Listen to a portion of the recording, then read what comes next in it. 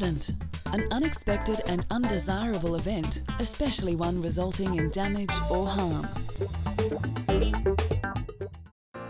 With his trademark khaki shorts, exuberant manner and deep love of animals, Steve Irwin was known to television viewers around the world simply as the Crocodile Hunter. Tragically, Steve's life was cut short in 2006 in an accident when he was struck through the heart by a stingray during the filming of a television special.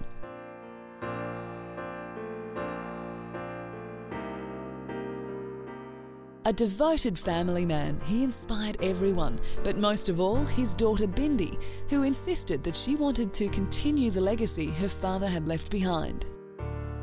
My daddy was my hero. He was always there for me when I needed him. He listened to me and taught me so many things, but most of all he was fun.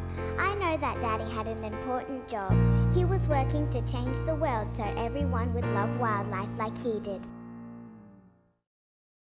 Steve became famous for his seemingly death-defying skill with wild animals, including crocodiles and snakes. Camouflage position.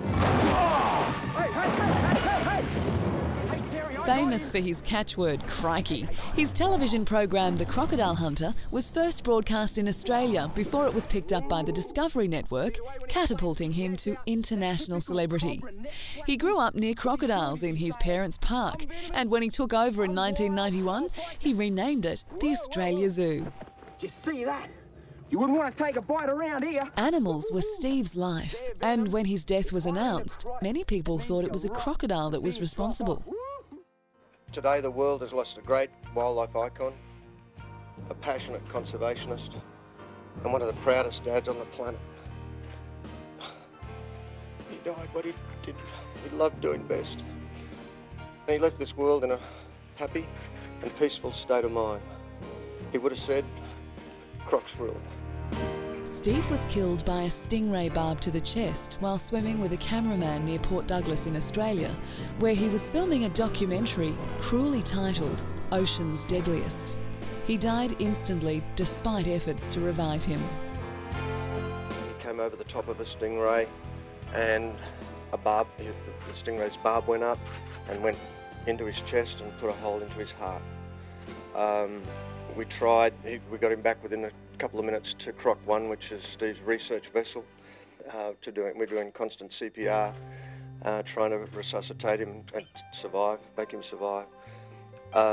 When we got there, it was probably 10 to 12, and by 12 o'clock when the emergency crew arrived, they pronounced him dead. Steve met his American-born wife Terry at the zoo, and the footage of their honeymoon, which they spent trapping crocodiles, formed the basis of his first Crocodile Hunter documentary. The couple were married and had 2 children, daughter Bindi and son Bob, and Terry admitted she always feared that Steve would meet his demise while in the water. He grabbed me a second time and gave me a kiss and just embraced me and said, "I love you." And I was going to say to him, "Be careful when you're diving," because diving always worried me. He never liked me saying, "Be careful" about it. He'd be like, whatever. A very moving public memorial was held for Steve on the grounds of his beloved Australia Zoo, with mourners from all over the world coming to pay their respects. While taped video tributes were played from people like Russell Crowe and Justin Timberlake, it was Terry, Bindi and Bob who much of the focus was on.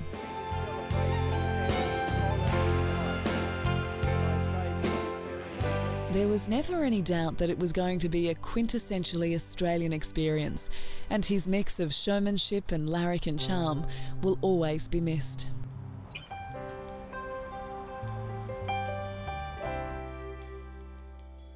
Making a career out of getting dangerously close to deadly beasts, his accidental death has only made more people passionate about animals and wildlife conservation.